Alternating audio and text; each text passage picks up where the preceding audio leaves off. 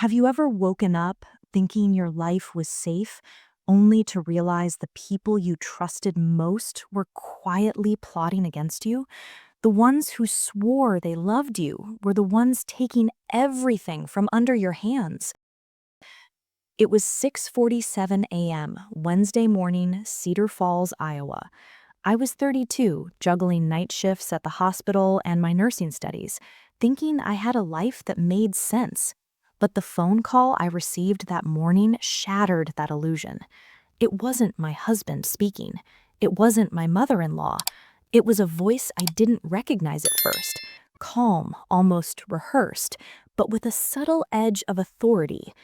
"Your bank accounts, your investments, they're under review," the voice said, "and the files for your certification, missing." I froze.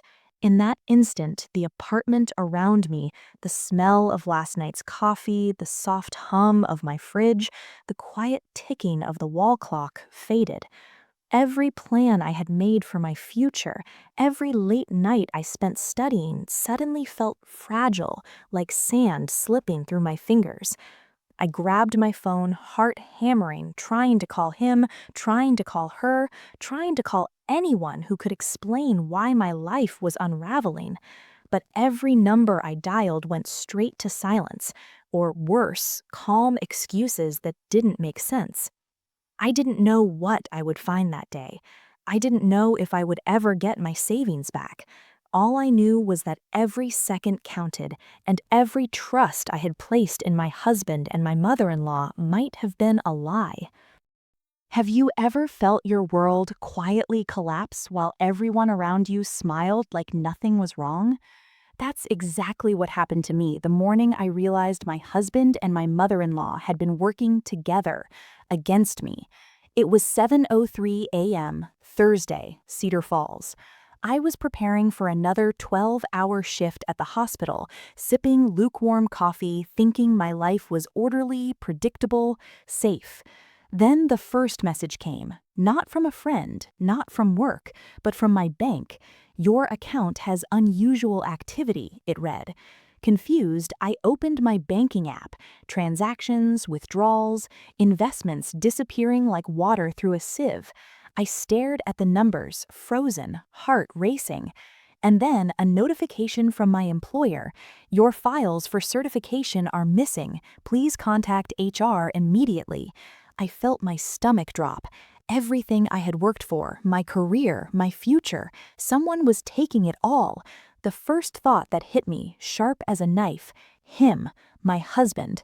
But the deeper truth, the colder realization, came when I remembered the subtle smirks, the little helpful advice from his mother over the last year. They weren't helping me, they were planning this. I grabbed my coat, my badge, my car keys. My dog, Bella, followed, tail low, sensing tension. Every step out the door felt heavier, like gravity had doubled overnight. I didn't know what I would find. I didn't know if I could stop it. All I knew, I had to see the truth for myself. By 8:15 a.m., I was at the hospital, trying to focus, but my mind was elsewhere. Flashes of unauthorized charges, missing files, cryptic messages. I barely registered the fluorescent lights above, the beeping monitors, the smell of antiseptic. Every sound felt distant. I pulled out my phone again, and my husband's texts stared back at me. Odd, overly polite, unusually vague. "Everything's fine," he said. But I knew better.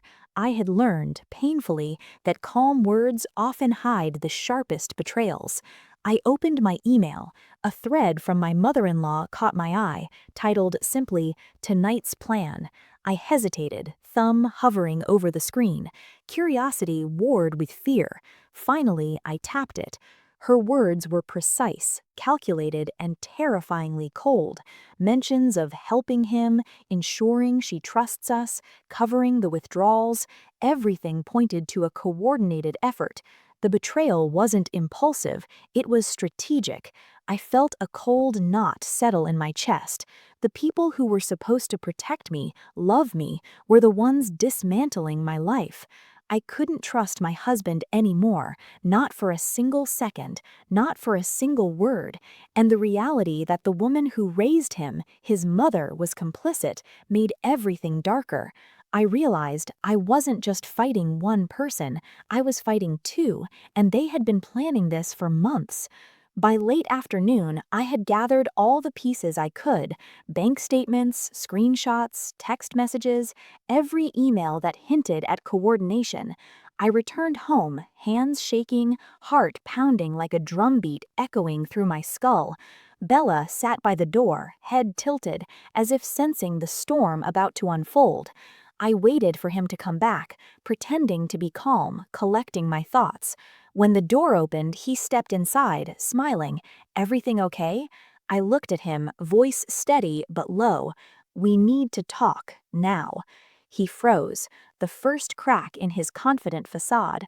Then she appeared, my mother-in-law, innocent smile plastered, eyes shifting like a guilty child. I laid everything out: the bank activity, missing files, the emails. Every word hit like a hammer. At first, they tried to deny it. "Oh, it's a misunderstanding," he said. "You're overreacting," she added. But I didn't flinch. I had proof. Screenshots, statements, emails, everything traced, everything clear. Finally, the tension broke, a thin edge of panic in his eyes. You know?" he whispered. "I know everything," I said. The calm in my voice wasn't weakness, it was controlled fury, the kind that makes liars stumble. By late afternoon, the confrontation had run its course. No shouting, no chaos, just undeniable truth. I didn't need apologies. I didn't need excuses. I called my lawyer, laid out everything, documented every transaction, every email, every message. No dramatics, just facts. This wasn't about revenge, it was about reclaiming my life, my dignity, and my future. By evening, the house felt different, empty, quiet, but also mine. I locked my office files, secured my accounts, and made a list of what belonged to me. Bella curled up at my feet, steady, loyal, reminding me that some things still made sense in a world that had gone mad. I realized something crucial: betrayal doesn't always come with a bang. Sometimes it creeps in, carefully disguised as care, help, or love. But once you see the truth, once you recognize the pattern, you can choose yourself. I had lost a husband, I had lost a mother-in-law's trust, but I hadn't lost myself. By late afternoon, I finally made it back home. The air inside was still, the kind of silence that presses against your chest. Max followed me, his paws clicking softly against the hardwood. I left the front door unlocked, but something in me told me not to enter just yet. I checked my phone again. Nothing from him. Nothing from my husband. Only the faint echoes of earlier messages replaying in my mind. Every "I'm fine" and "don't be dramatic" now sounded like poison, a slow trickle of betrayal I hadn't been ready to see. I walked to the living room, traced my fingers along the arm of the couch. Once, this space had been ours. Now it was a stage, every shadow a reminder of how carefully deception had been rehearsed. Then I noticed the folder on the table, my husband's handwriting on the top. My pulse quickened. Inside were screenshots, bank transfers, tiny notes detailing my own shifts, my own work, everything I thought was mine. I opened the first document, every detail of the nursing schedule he had manipulated to make me work overtime, every small overtime bonus siphoned, every contact I had reached out to, every call rerouted. He and my mother-in-law had carefully orchestrated a web that drained me, not only of money but of confidence and trust. I sank into the chair, hands trembling. How could the people I loved most betray me like this? It wasn't just one night, one mistake.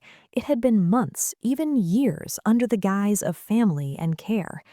I stared at the numbers, then at the screenshots. My mother-in-law's familiar handwriting on the ledger, detailing exact amounts, dates, even excuses. My heart thudded, not from shock anymore, but from clarity.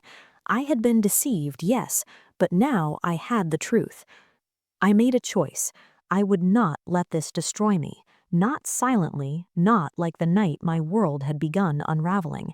I grabbed my phone, opened a new note, and wrote down every transaction, every lie, every manipulation. This was my evidence. This was my line in the sand. That evening, they both came home, my husband pretending casual, like nothing had shifted, my mother-in-law smiling that practiced, comforting smile. I stayed seated, watching, my heart steady now, my hands calm. "Dinner's ready," she said. I didn't move. I didn't acknowledge. My silence was the first confrontation. "Is something wrong?" he asked, too light, too casual. I looked at him, the years of trust and love flickering like a candle about to burn out. "Yes," I said simply. "Everything you've done to me, every lie, every manipulation, I know." The shift was immediate. My mother-in-law's smile faltered. My husband's shoulders tensed. For the first time, the power was mine, not through anger, not through shouting, but through calm, unshakable truth. I laid the folder on the table, every document, every screenshot, every recorded transaction. I didn't need to explain. The evidence spoke for itself. They tried to talk, to spin, to distract. My mother-in-law's voice, trembling now, it wasn't supposed to. I cut her off with a single word: enough. My husband opened his mouth. I didn't give him the chance. "We are done," I said, my voice calm, heavy, and final. Not yelling, not dramatic, just truth laid bare. For the first time in months, I felt the weight lift. Every lie, every betrayal, every manipulation laid on the table. Not for revenge, not for humiliation, for clarity, for myself. I left the room, walked to the kitchen, poured a glass of water. Max came and sat beside me, silent, loyal, unwavering. His presence was the first comfort I'd felt in weeks. Over the next days, I sorted everything. Lawyer contacted, accounts reviewed, finances separated. The betrayal wasn't erased, but the control they held over me was gone. Every step I took was measured, deliberate, reclaiming pieces of my life I had thought lost. I wrote letters to myself, reminders of boundaries, self-worth, and respect. I installed locks, reviewed my contracts, spoke with financial advisors. Each action small, but each step a reclaiming of dignity, autonomy, and peace. By the end of the week, the house felt different, not empty, but steady, not chaotic, but mine. My mother-in-law stopped dropping by unannounced. My husband's words no longer carried weight. I realized then that betrayal can't always be prevented, but reclaiming yourself can. And in that reclaiming, there is power, there is calm, there is life beyond the lies. I look back now, months later, and understand the lesson. Trust is precious, silence in the face of manipulation is dangerous, and self-respect, once taken for granted, is non-negotiable.